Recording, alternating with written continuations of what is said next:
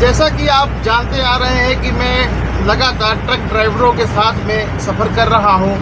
उनका अपना जीवन है उनके बारे में आपको बता रहा हूं। आइए ऐसे ही अभी जो मेरे भाई साहब मिले मिस्टर रॉकी, और इनका भी बड़ी मस्त स्टोरी है। आइए जानते हैं, क्योंकि मुझे पहला ऐसा इस सफ़र में मुझे पहला ऐसा व्यक्ति मिला है जो 12 साल इनको हो गया ड्राइवरी लाइन में, लेकिन उससे पहले इन्होंने 7 साल कंडक्टरी किया है। तो आइए इस कंडक्टर जो 7 साल कंडक्टरी किया है और 12 साल इनको ड्राइविंग करते हुआ है, थोड़ा आइए जानते हैं इनके बायोग्राफी के बारे में। बने रहे हमारे साथ, ऐसे ही रोचक जानकारियाँ मैं आपको दिखाता रहूँगा, लोगों के जीवन का अनुभव बताता रहूँगा। आइए जानते हैं भाई साहब रॉकी के बारे में, थोड़ा इनका जीवन जानते हैं कि आखिर ये 7 साल कंडक्टरी कैसे किए, क्यों किए, क्या मजबूरी थी, क्या स्थिति थी। आइए जानते हैं ये ड्राइविंग लाइन में शौक से आए हैं कि मजबूरी से आए हैं। आइए जानते हैं। रॉकी भाई कुछ बताइए अपने बारे में। पहले आप अपना नाम बताइए, उसके बाद फिर जो है आपका घर कहाँ है, ये सारी चीज़ें बताइए। मेरा नाम रॉकी है सर, मैं आगरा का रहने वाला हूँ। मेरा सर जब मैं 5 साल का था तो मेरे माताजी पिताजी गुजर चुके थे, तो मेरे को कोई सहारा नहीं था, तो इसलिए मैं मोटर लाइन में आया किसी ड्राइवर के साथ भाग के। तो उसके साथ मैंने 7 साल कंडक्टरी करने के बाद तो मैं उन्होंने ही मेरे को मतलब ड्राइवरी सिखाया, उन्होंने ही मेरे को गाड़ी दिलवाया, उन्होंने ही मेरे को लाइसेंस बनवाया, उन्हीं ने सब कुछ किया। उनको ही मैं गुरु मानता हूँ, उन्हीं को अपना बाप मानता हूँ, सब कुछ उन्हीं को मानता हूँ। आज उन्हीं की कृपा से मेरे को 12 साल हो गया ड्राइवरी करते हुए। तो आप अपने गुरु का नाम बता दें, ज़रूर बता दें हमारे व्यूवर्स को, जिन्होंने आपके जीवन को संवारा, उनका गुरु का नाम बता दें। मेरे गुरु का नाम सतपाल सिंह है, मध्य प्रदेश के रहने वाले हैं वो। सतपाल सिंह मध्य प्रदेश के, क्या अभी वो हैं कि गुजर चुके हैं? अभी है प्रेजेंट में। जी जी। प्रितपाल सिंह है उनका नाम, प्रितपाल सिंह। रतपाल सिंह, प्रितपाल सिंह नाम है उनका। आइए कुछ और जानते हैं। बताएं भाई कि आपने कंडक्टरी वहाँ पे की, 7 साल आपने उनके साथ बिताया, और क्योंकि होता क्या है, गुरु तभी अपने शिष्य को ज्ञान देता है जब देखता है कि हाँ ये बच्चा कुछ जीवन में कर पाएगा, तभी वो ज्ञान देता है, तभी वो उस लाइफ में लाता है। तो जरा बताइए गुरु के बारे में, बताइए कुछ अपने बारे में बताइए। गुरु मेरे को अपने बेटे से ज़्यादा मानते हैं। उनका एक लड़का है जी, वो अपने लड़के से मेरे को ज़्यादा मानते हैं। हाँ, और मैं भी उनको मतलब अपने पिताजी से ज़्यादा मानता हूँ। जी जी जी। और ये नहीं है कि मेरे को 12 साल हो गया तो मैं उनको भूल जाऊँ।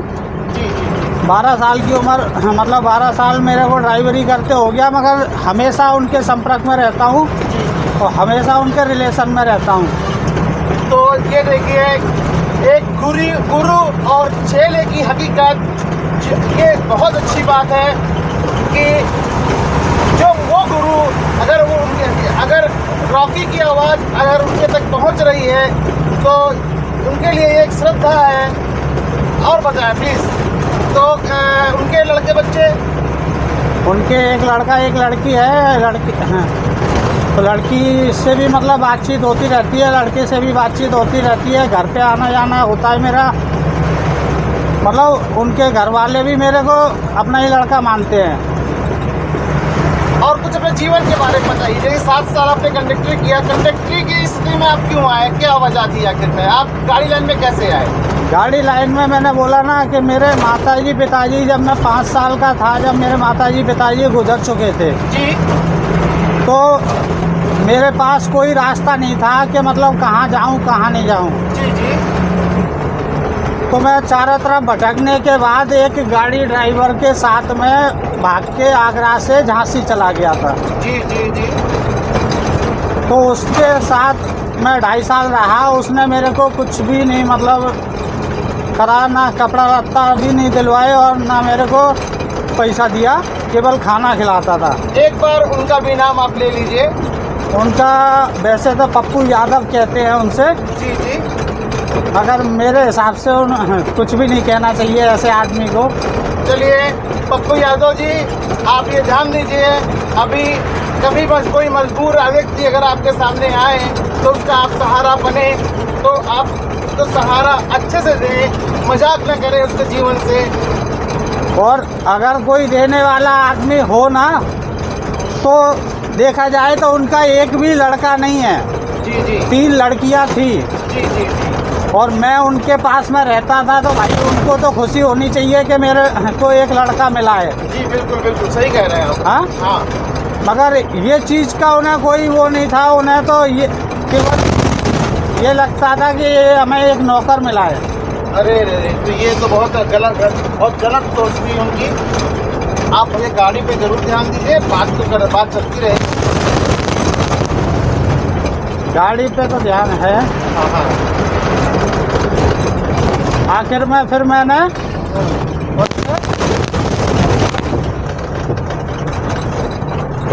मना कर दिया। मैंने कहा भाई, आखिर में मैंने उनसे मना कर दिया। मैंने कहा भाई मैं नहीं रह पाऊँगा आपके घर पे, मैं कहीं अपने घर वापस जाना चाहता हूँ। जी। तो फिर उन्होंने 2.5 साल उनके पास आपने सेवा दी और उसके बदले आपको उन्होंने कुछ नहीं दिया, ये बहुत ही हमें सुनने में अच्छा नहीं लग रहा है। तो 2.5 साल बाद आप फिर किस गुरु के पास गए? जिनकी मैं बात कर रहा था अभी, प्रितपाल सिंह की, जी उनके पास गया। जी जब उनका मैंने नेचर देखा, रहन सहन देखा, खाना पीना और बातचीत देखी ना, जी तो भाई मैं कहीं गया ही नहीं। फिर मैं 7 साल उन्हीं के साथ रहा। जी उन्हीं के, अगर वो घर जाते थे तो मैं उन्हीं के साथ घर जाता था। जी। फिर मैं कहीं भटका ही नहीं। तो 7 साल आपने वहाँ कंडक्टरी की और 7 साल बाद उनको क्या लगा कि आपको इस लाइन में लाना चाहिए? कहाँ से उनको ऐसा महसूस हुआ और आपको जिम्मेदारी उन्होंने सौंपनी शुरू की? उन्होंने मेरे से पहले, जब मैं उनके पास पहुंचा था, जी तो उन्होंने मेरे से एक सवाल किया था। जी। बोले बेटा अगर तुम पढ़ना चाहो तो मैं पढ़ा सकता हूँ तुम्हें। ये देखिए, ये होती है बात, ये होती है असली गुरु की पहचान। वो ज्ञान तो दे ही रहा है, साथ में वो ये सोच रहा है कि ये बच्चे का भविष्य खराब ना हो। उसने विद्यालय के लिए सोचा, पढ़ाई के लिए सोचा। क्या बात है, ऐसे गुरु को मैं भी सलाम करता हूँ। बताते जाए, बताएं। तो मेरे को क्या कि मेरे खुद की अपनी परिस्थिति कुछ ऐसी दिखाई दे रही थी, तो मैंने कहा अगर मैं पढ़ूंगा तो मैं क्या कर पाऊंगा फिर। जी बिल्कुल बिल्कुल। तो फिर मैंने मना कर दिया। मैंने कहा नहीं गुरुजी, मैं पढ़ूंगा नहीं, मैं गाड़ी सीखूंगा। जी ठीक है।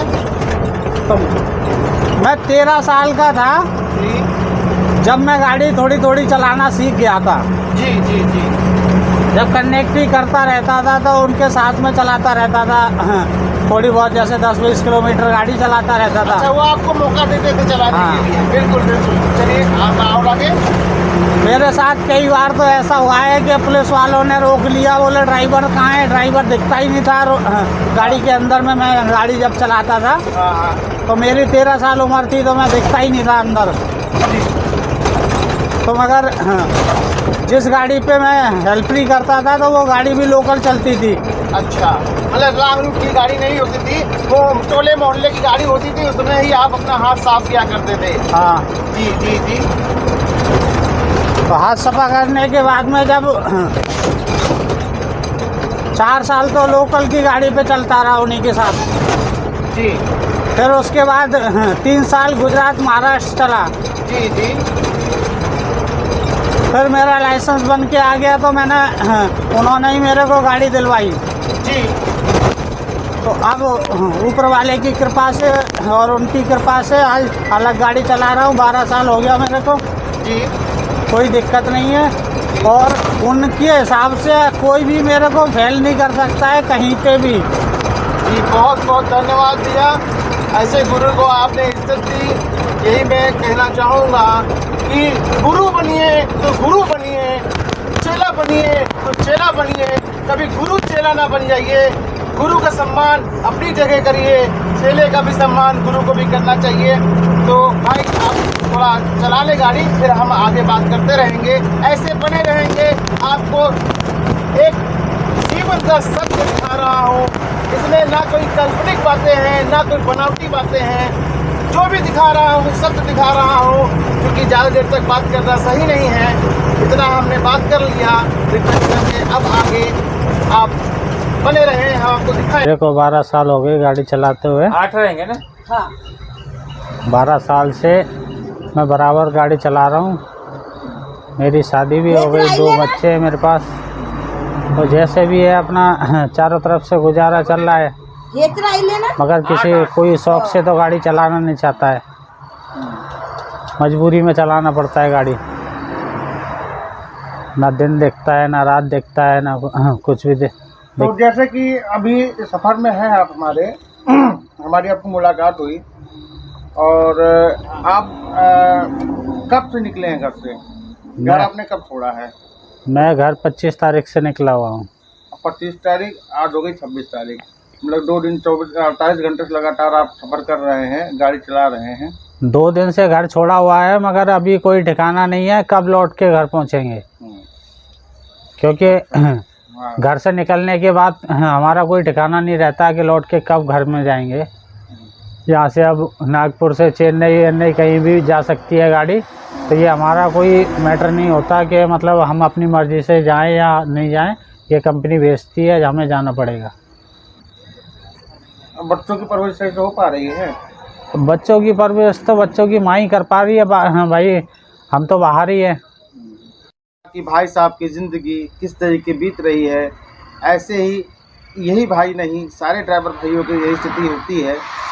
तो कृपया करके सरकार कुछ इनके लिए व्यवस्था करे, क्योंकि जब तक इनके हाथ पैर चल रहे हैं तब तक ये कमा रहे हैं, बच्चों की परवरिश कर रहे हैं। लेकिन जिस दिन इनका हाथ पैर रुक जाएगा, उस दिन की क्या स्थिति होगी, ये सरकार सोचे और व्यवस्था करे। क्योंकि परिवहन में ट्रक अगर ना हो तो वास्तविकता यही है कि जो है हम कहीं भी कुछ कर नहीं पाएंगे। बहुत बड़ा योगदान है आप लोगों का, तो सरकार इस पर ध्यान दे। मैं निवेदन करूंगा सरकार इस पर प्लीज़ ध्यान दे।